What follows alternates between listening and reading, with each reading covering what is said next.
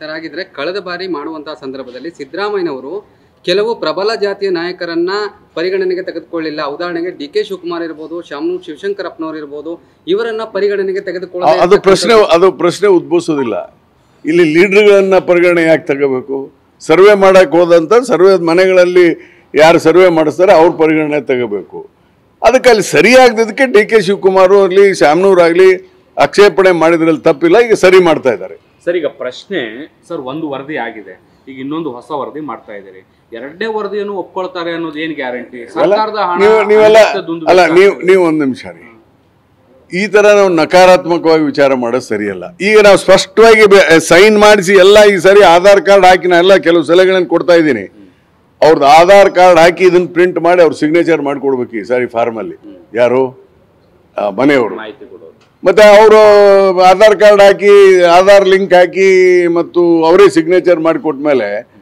We at East Point Group of Institutions offer a wide range of courses that provide limitless opportunities, building skills over 2 decades. ನಾವು ಒಪ್ಲೇಬೇಕಾಗುತ್ತಲ್ಲ, ಅದಕ್ಕೆ ಕೆಲವು ಸುಧಾರಣೆಗಳನ್ನು ತರ್ತಾ ಇದ್ದೀವಿ. There will be Aadhaar.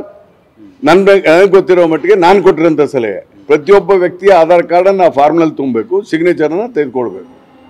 ಹೀಗಾಗಿಬಿಟ್ರೆ ಯಾವುದೋ ಸಮಸ್ಯೆ ಇಲ್ವಲ್ಲ, ಅದನ್ನ ಮಾಡ್ತಾರೆ. Thank you. ಗೊತ್ತಿಲ್ಲ ನೋಡಿ, ಇವೆಲ್ಲ ನೋಡಿ ಒಂದು ನಿಮಿಷ, ಇವೆಲ್ಲ ಊಹಾಪೋಹ.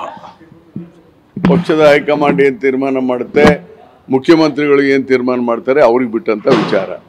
ಈಗ ನನ್ನ ವೈಯಕ್ತಿಕ ವಿಚಾರದಲ್ಲಿ ಮಂತ್ರಿ ಮಾಡಬೇಕು ಬಿಡೋದು ಮುಖ್ಯಮಂತ್ರಿಗಳಿಗೆ ಪಕ್ಷದ ವರಿಷ್ಠರು ಬಿಟ್ಟಿದ್ದು. ನಾನೇನು ಹೊಸಬನಲ್ಲ, ನಾನು 7-8 ಸಾರಿ ಆರಿಸಿ ಬಂದಂಥವ್ನು. I am also very senior. ನಾನು 1985ದಿಂದ MLA ಆದಂಥವನು, MP ಆದಂಥವನು, 8 ಸಾರಿ ಆರಿಸಿ ಬಂದವನು. ಹೀಗಾಗಿ ಪಕ್ಷಕ್ಕೆ ನನ್ನ ಸೇವೆ ಅಗತ್ಯ ಇದೆ ಅಂದರೆ ಮಾಡಲಿ, ಅಗತ್ಯ ಇಲ್ಲ ಅಂದರೆ ಬಿಡಲಿ. It is up to the party to decide. Thank you.